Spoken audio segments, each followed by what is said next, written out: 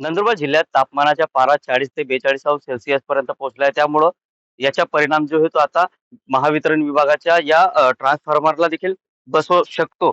मात्र महावितरण विभागाकडून आता या कूलर लावण्यात आलेले आहेत आणि याचे जे काही तापमान जे आहे ते मेंटेन ठेवण्यात येत आहे. कारण की सध्या तापमानाचा पारा जो आहे तो मोठ्या प्रमाणावरती वाढलेला आहे आणि या तापमानामुळं हे जे ट्रान्सफॉर्मर आहे याला देखील तापमानाचा फटका जो आहे तो कुठेतरी बसू शकतो. त्यासाठी महावितरण विभागाकडून हे कूलर जे आहे ते लावण्यात आलेले आहे. नेमकं हे कूलर का लावलेले आहे आणि याचा उपयोग जे काय होत असतो यासाठी साठी आपल्यासोबत या विभागाचे अधिकारी आहेत. सर काय सांगणार, काय पद्धतीने हे लावलेले आहेत आणि नेमका याचा फायदा काय होणार आहे?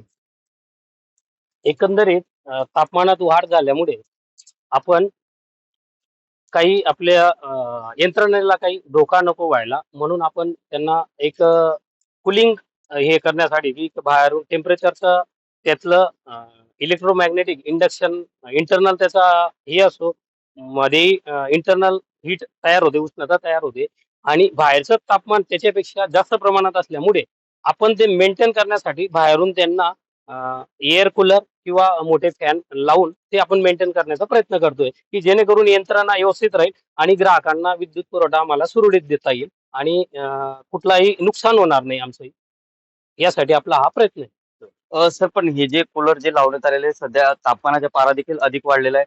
त्याच्यामुळे तापमान जे आहे ते नियंत्रणात ठेवण्यासाठी हे सर्व कूलर लावण्यात आलेले आहे आणि जर हे जर लावले नाही तर कुठेतरी दुर्घटना देखील होऊ शकते. दुर्घटना टाळण्यासाठी लावले असं म्हणावं लागणार. यस यस बरोबर, की आपण कुठलंही नुकसान महावितरणचंही नको व्हायला किंवा आमचेही कर्मचारी ऑपरेटर काम करत असतात किंवा स्टाफ काम करत असतो जनमित्र, की अचानक कुठला सिटी फुटायला नको किंवा पॉवर ट्रान्सफॉर्मरचा दूध पेट धरायला नको.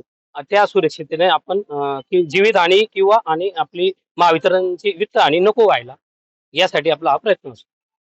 निश्चितच महावितरण विभागाकडनं खबरदारी जी आहे ती घेतली जात आहे. कारण की उष्णतेचा पारा जो आहे तो दिवसेंदिवस वाढत चाललेला आहे. त्यामुळं हे जे ट्रान्सफॉर्मर आहे यांना टेम्परेचर जे आहे ते मेंटेन ठेवलं गेलं पाहिजे आणि याची जी विजेची जी मागणी जी आहे ती मोठ्या प्रमाणावरती वाढलेली आहे. त्यामुळं कुठलीही घटना घडू नये यासाठी महावितरण विभागाकडनं काळजी जी आहे ती घेताना दिसून येत आहे.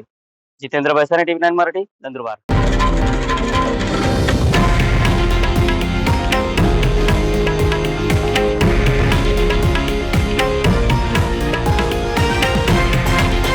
हे आहे देशातील नंबर 1 न्यूज नेटवर्क आणि आपण पाहत आहात TV9 मराठी, एकमेव.